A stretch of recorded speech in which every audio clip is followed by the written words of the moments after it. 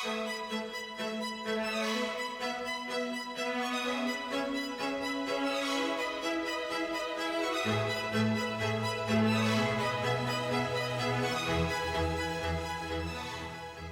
stands to reason that the first box of 17 that arrive at your door is greeted with a certain degree of excitement.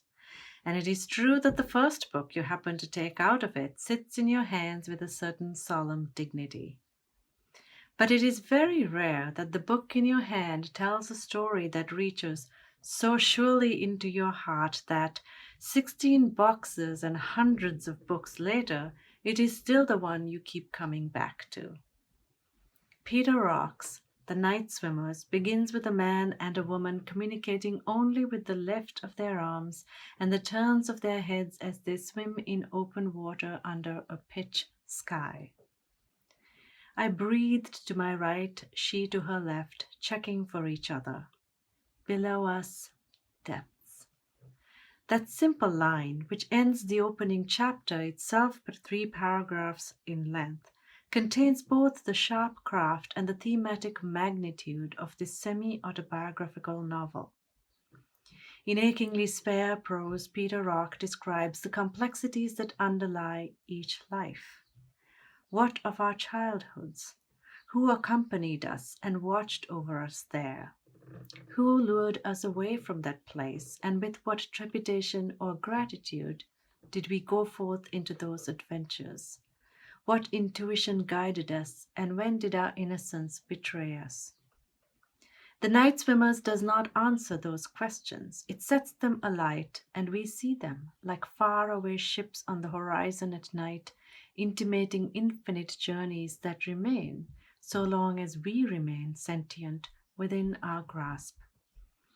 Time mirrors the movement of the unknowable waters in which the narrator swims at night. It rearranges itself, and what is placed within it, what has already occurred in one way, what has been interpreted and absorbed, resurfaces, asking for another way of seeing. The lost love reignites. The mysterious neighbor lives. The young man understands something essential about the widow. Among a series of notes written back to the narrator as commentary on stories his younger self sent to his own grandfather, the old man writes, "To put things on paper has proliferating consequences."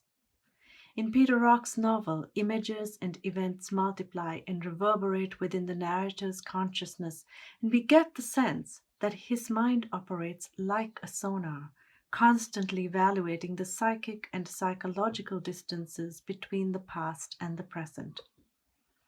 The practice is not without peril.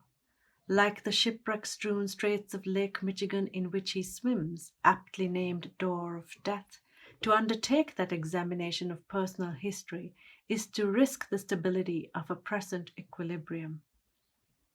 But Rock's willingness to go there, into the recesses of his own life, is what makes his novels seep under our skins. In assembling his collage of memories, he gives us permission to do the same.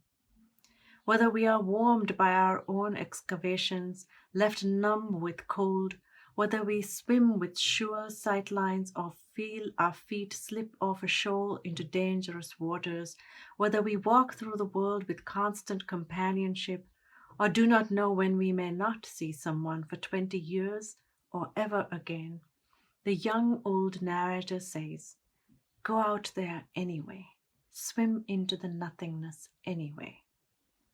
As I write this, I am back again with that first box, holding this magnificent gem of a novel in my hands, reading its opening paragraphs and saying, yes, this one.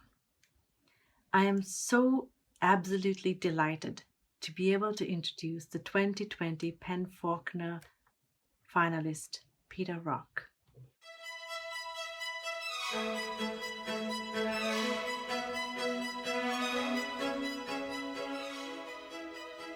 In this grim and tormented time, I think my hope for my novel is simply that it expresses how strange and amazing it is to be alive,